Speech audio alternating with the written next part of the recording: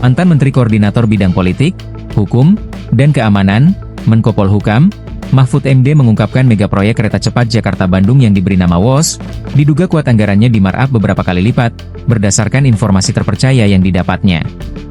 Menurut Mahfud, dugaan itu diperkuat lagi dari pernyataan pengamat ekonomi Agus Pambagio dan Antoni Budiawan di salah satu televisi swasta beberapa waktu lalu, yang akhirnya mengkonfirmasi apa yang dulu sudah didengarnya dan terberitakan sejak 5 tahun lalu.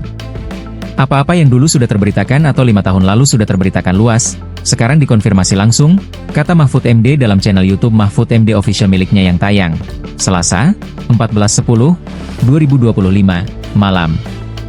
Awalnya Mahfud menyambut baik dan mendukung keputusan Menteri Keuangan Purbaya Yudi Sadewa yang menolak membayar utang proyek kereta cepat Jakarta-Bandung, KCJB, WOS yang menembus 116 triliun rupiah dari anggaran pendapatan dan belanja negara, APBN. Purbaya menegaskan, tanggung jawab pembayaran berada di tangan Badan Pengelola Investasi Daya Anagata Nusantara, BPI dan Antara, lembaga yang kini mengelola KCIC bersama sejumlah BUMN strategis. Saya mendukung Purbaya dalam hal ini. Jadi begini, ini masalahnya yang harus dicari secara hukum.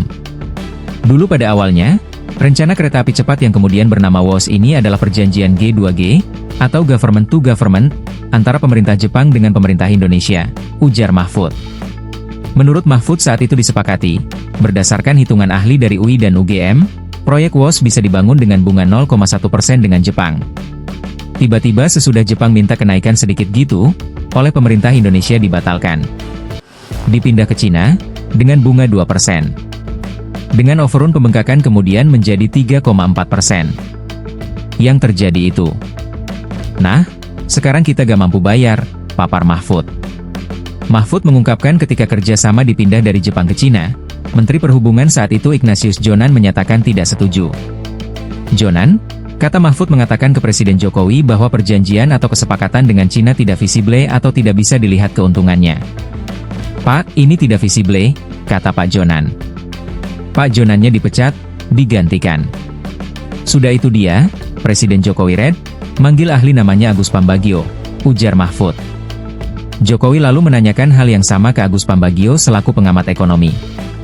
Presiden manggil nih. Iya Pak Jokowi. Sesudah mecat Jonathan, dia tanya ke Agus. Pak Agus, gimana ini Pak? Ini tidak visible, rugi negara, menurut Agus, kata Mahfud. Karenanya Agus Pambagio menanyakan ke Jokowi, ide siapa pembangunan kereta cepat yang kerjasama dengan Cina itu? Ini atas ide siapa? Kata Agus. Kok bisa pindah dari Jepang ke Cina itu dan biayanya besar? Atas ide saya, kata Jokowi. Kata Presiden, atas ide saya sendiri gitu, papar Mahfud. Lalu menurutnya Agus menjawab karena ide Presiden dan mau dijadikan kebijakan, maka Agus mengaku tidak bisa berbuat apa-apa. Dan pergi si Agus. Ternyata sekarang gak mampu bayar, ujar Mahfud. Karenanya tambah Mahfud, keputusan Menkeu Purbaya yang enggan membayar utang proyek WOS adalah benar. Menurut saya benar Purbaya. Karena apa, Mas? Ini masalahnya sangat memberatkan bangsa. Kita membangun itu menghilangkan pembangunan-pembangunan untuk rakyat yang lain. Kan hanya disedot untuk ini, ungkap Mahfud.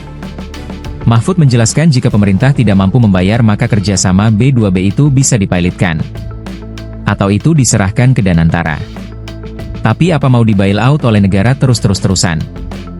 Nah, ini yang harus diteliti karena ada dugaan markup, ungkap Mahfud. Ia menjelaskan dugaan markup yang dimaksud.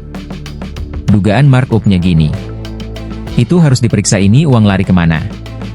Menurut perhitungan pihak Indonesia, biaya per 1 km kereta WOS itu 52 juta AS dolar. Tapi di Cina sendiri hitungannya hanya 17-18 juta AS dolar. Jadi naik 3 kali lipat kan. Ini yang menaikkan siapa? Uangnya kemana? Kata Mahfud. Apalagi menurut Mahfud naiknya atau dugaan markup sampai 3 kali lipat.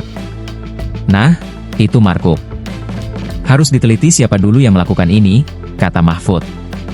Mahfud menjelaskan proyek WOS ini juga bisa mengancam masa depan dan kedaulatan bangsa dan rakyat, akibat utang yang sangat besar.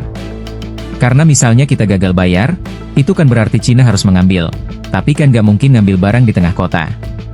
Pasti dia minta kompensasi ke samping misalnya Natuna Utara. Karena itu pernah terjadi ke Sri Lanka.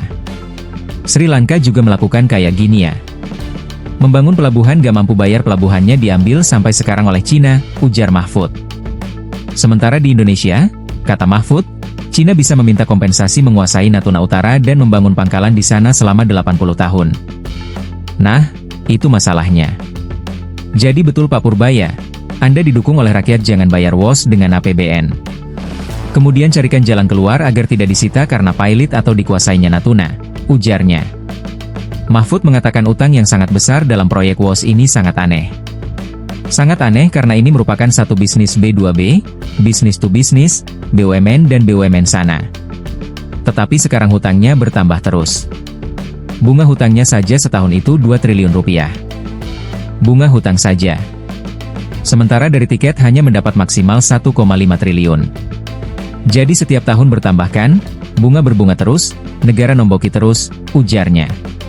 Menurut Mahfud kalau melihat termnya, maka hal itu bisa terjadi sampai 70 atau 80 tahun, baru Indonesia melunasi utang WOS dari Cina.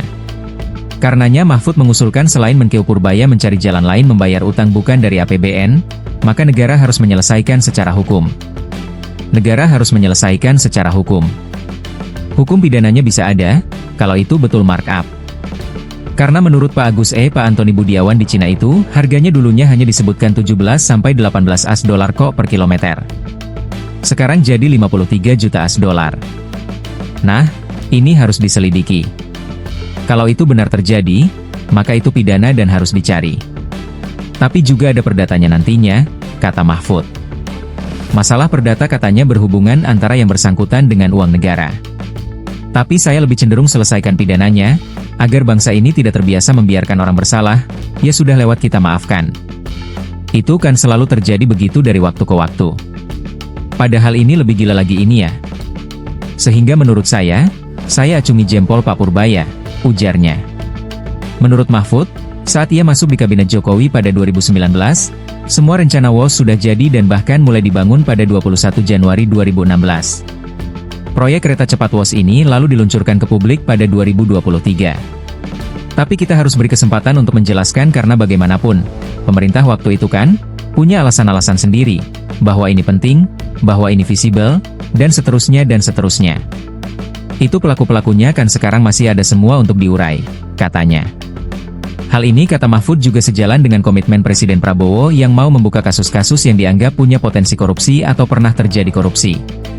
Prabowo melangkah mencari penyelesaian agar kedaulatan kita tidak terjajah oleh Cina, sekaligus melakukan penyelesaian hukum tanpa pandang bulu, harap Mahfud.